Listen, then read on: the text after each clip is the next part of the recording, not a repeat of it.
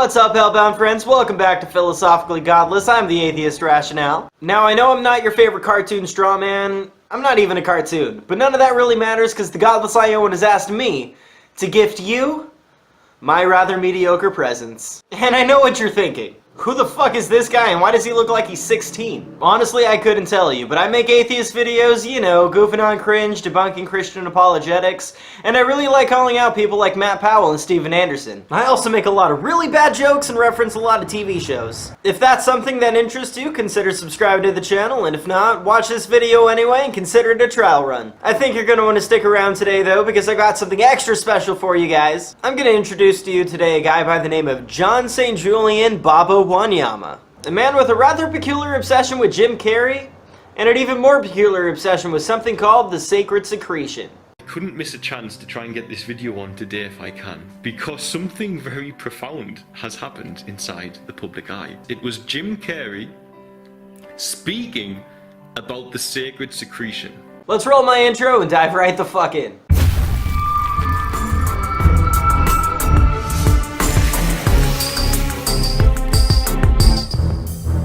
So who is John St. Julian? Now my original plan for this guest video was to respond to this hilarious clip of Jim Carrey going crazy on the Norm Macdonald show. This substance comes from your medulla, makes the trip down your spine to your sacrum, which is Quick, get a dictionary. Christ coming down into human form. Yes. And if you don't squander that essence, that sexual essence, it ascends again and goes back up to heaven, which is your thing. Brain chemicals and Jesus? Alrighty then. I figured the jokes would be writing themselves, plus you get that added benefit of a Christmas episode. It's also the story of Santa Claus. Why he comes down the chimney is because this juice or this whatever substance actually passes what's called the claustrum, which is where they got Santa Claus. What I didn't realize, however, is how excited people get when celebrities talk about things that they believe in. Or that you might accidentally download their response video rather than the original clip you were looking for. It was Jim Carrey speaking about the sacred secretion. The person you just saw is John St. Julian Baba Wanyama, and he's the subject of today's video. And as you can tell, he seems to be a pretty vocal advocate for something called the sacred secretion. And it's the secretion I've spoke about in length that we secrete within our bodies and then we return via correct living, via temperance and pure thoughts towards others, which lead to pure actions. And in my experience, service to God. Now before we really dive in here, let me just take this beanie off and let's examine the whole idea of the sacred secretion a little bit. It's true. I have used the sacred secretion. I have used the alchemy of Kundalini, as it's been labeled with him, or the transformation of that energy within you to become the best functioning human being I can. It seems these magical brain secretions, whatever they are, have made John St. Julian here the best possible human he could ever be. In fact, But without the sacred secretion, you're 30% of the human being you can be. he's a full 70% more human than the rest of us who haven't yet accessed that sacred secretion. But look no further because John St. Julian is here to liberate you. This knowledge literally can liberate humanity. 100%. Humanity can be liberated by the knowledge of the sacred secretion, because in liberating themselves with that, they learn how the human body works at its best. Liberation and access to all knowledge of the human body? But does this knowledge do anything else, John? Goodbye depression.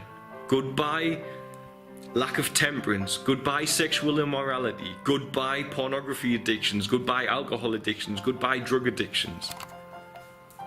Goodbye obsessive compulsive problems. Goodbye judgment of others.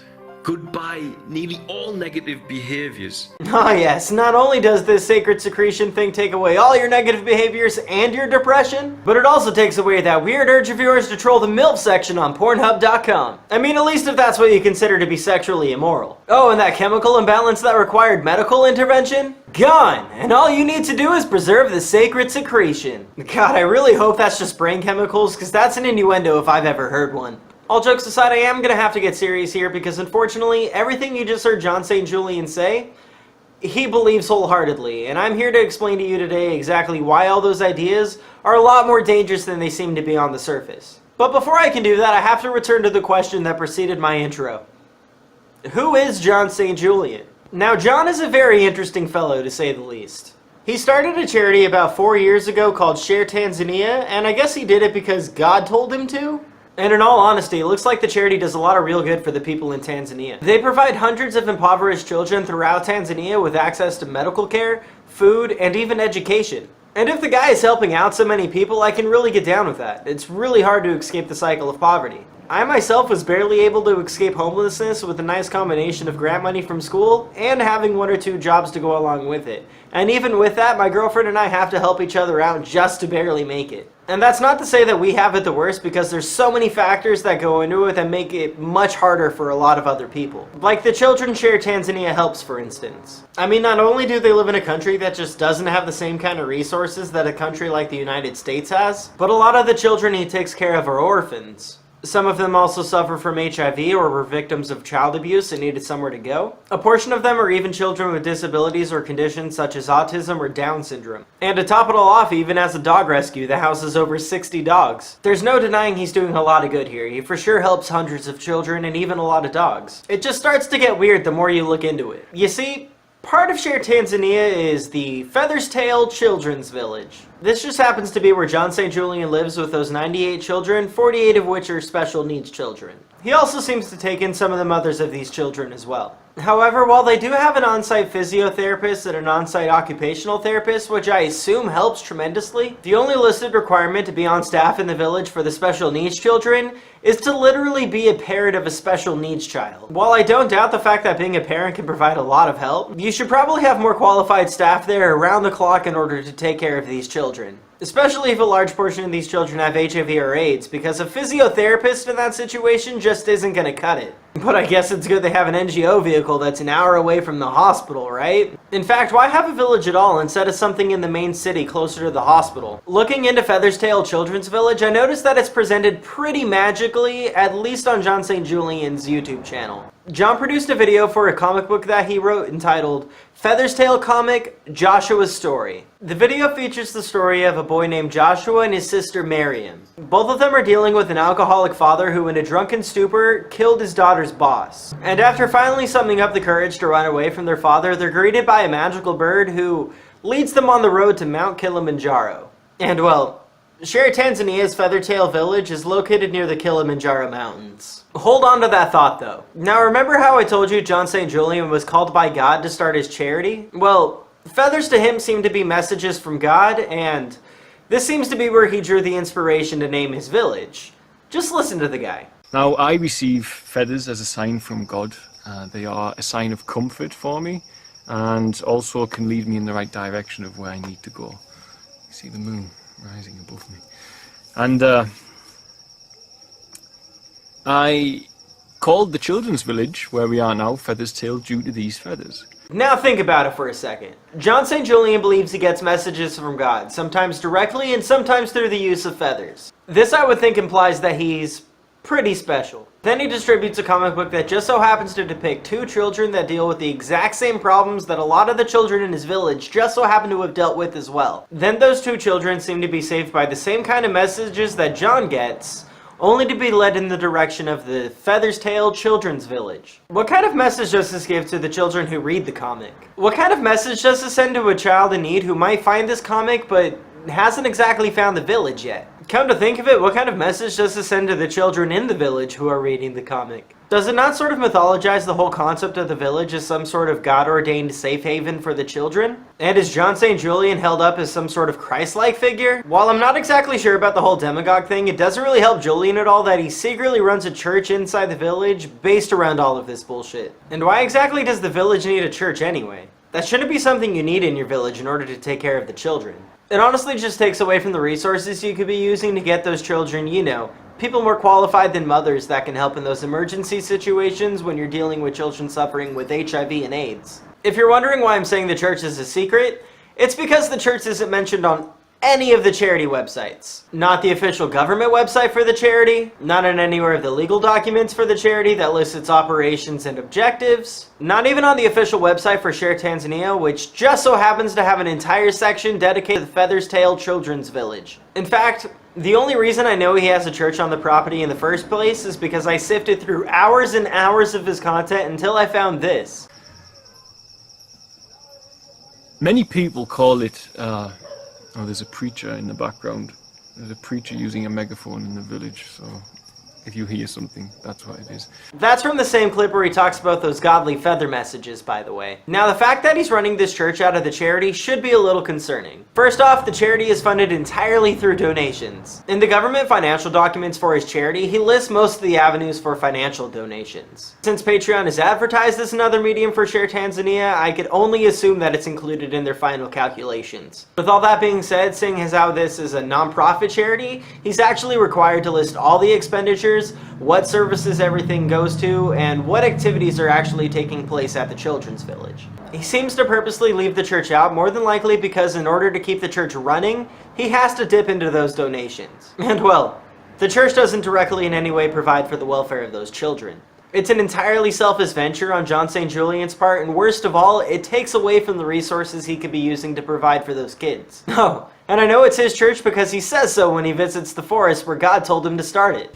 I probably learned more about God in these forests than anywhere else on the world apart from my time and service in Tanzania. My church, and without a doubt, the start of my spiritual awakening, very much has its foundations here. So the guy most definitely is doing something unethical in Tanzania. But if you combine the fact that the guy seems to have some sort of divine connection with God, the fact that he secretly runs a church out of the village that more than likely centers around his specific set of beliefs, the fact that most members of his church are going to be the members of the children's village, who we all know are in very vulnerable states, mind you, and are likely to seek comfort in the church, I'd say there's a strong possibility that John St. Julian here is actually running a cult in Tanzania that just so happens to take advantage of these impoverished peoples. And just to kick you while you're down, it's also on the back of all the people who are donating to his charity. Now, John St. Julian seems to borrow a lot of his ideology from Gnostic Christianity. Much like the Mormons, Gnostic Christians use their own text in conjunction with the Bible, only theirs is called the Nag Hammadi Library. It's a collection of 52 books, complete with its own Gospels. The most notable probably being the Gospel of Thomas. Its own creation story, which I'm going to let John here briefly explain to you guys. The Archon created this reality and forgot that it was not the original God. But what it also says is that the Archon took its mother, the Sophia, and trapped it in matter to use that energy. So it says the fragmentation of that energy is us. We are the Sophia trapped in matter. Oh, and apparently its own plagiarized version of Plato's Republic, edited of course to include Gnostic teachings. It just seems you can't have any form of Christianity without at least a little bit of plagiarism. Now, I'll be honest with you, if it's not completely obvious already, I haven't totally figured out Gnosticism yet. Every single source that I found on the subject, including John St. Julian here, seems to have completely different opinions on what seem to be the very core beliefs of Gnosticism. And to some extent, I guess that might even be explainable. Within Gnosticism is this idea of gnosis. Now, it's the Greek word for knowledge, but Gnostic Christians use it to mean a little bit something different. And depending on where you look, it also means different things. Generally, it can be boiled down to enlightenment, a sort of truth about reality and God that you have to experience yourself. Oh yeah, and that apparent necessity to explain gnosis in a way that generally conforms to the culture at the time. I'd call that a cop-out, especially since they literally fucking plagiarized Plato's Republic. But what that kind of idea creates, however, is hundreds of websites and hundreds of followers that all explain Gnostic concepts in different ways using entirely different words. Like the sacred secretion, for instance. Jim Carrey and John St. Julian are actually explaining the exact same thing, only with different words. I believe the knowledge of the sacred secretion, which he's just spoken about, and he calls it the alchemy of transformation of sexual energy, which is another way of perceiving it. If you're sexually moral and you don't overindulge and become overly acidic, etc., then absolutely you can call it that. But as you could probably tell from that last clip, John St. Julian is only okay with interpretations from people he deems to be sexually moral. Whatever the fuck that means. Gnosis, being like a state of enlightenment, is written as a sort of achievable state, something that you can obtain. John St. Julian just believes that the way to achieve that enlightenment is through the sacred secretion. He just also seems to attach a lot of magical thinking to that state. And that's how it should be for all humans. That's how it was for the native tribes. But thus, we've gotten lost, and we think that our two hands and our 2 feet are the things that can do it for us. They can to some degree, but without the sacred secretion, you're 30% of the human being you can be. And that's why I think what John St. Julian is doing is kind of dangerous. Feather's Tail Village houses nearly 100 kids, a lot of which are special needs or suffer from terrible diseases. A lot of these kids were abused and came from broken homes. And instead of maybe providing proper counseling for these kids, instead of providing better emergency care, he instead runs a church out of the village that offers no real solutions. Just a magical brain juice cure-all. If our children were taught how to preserve that substance to get their body to vibrate in a way where they are a constantly attuned antenna of prayer to the realm of God, and thus their heart is always roaring, always happy. That is the sacred secretion. That is the importance of it. And a man I made a video about recently, Jim Carrey, has just spoken about it in the public eye. Now I plan on covering John a lot more on my channel. The rabbit hole goes a lot deeper than just the sacred secretion nonsense, and honestly, I haven't even gotten into debunking the pseudoscience of it all. John's definitely going to be a recurring figure on my channel. Now I think I'm going to end the video right here, but if that's something you're interested in, or if you want to see more of my work, consider going over to my channel and throw me a sub. Before I go though, I just want to say thank you to Philosophically Godless for giving me the opportunity to guest on his channel. Being a fan, it's really cool to be a part of Philosophically Godless history, and honestly, it's really cool that I was able to help out. To those of you that are still here, thank you for tuning in. You've been watching Philosophically Godless. I'm the Atheist Rationale. Don't panic.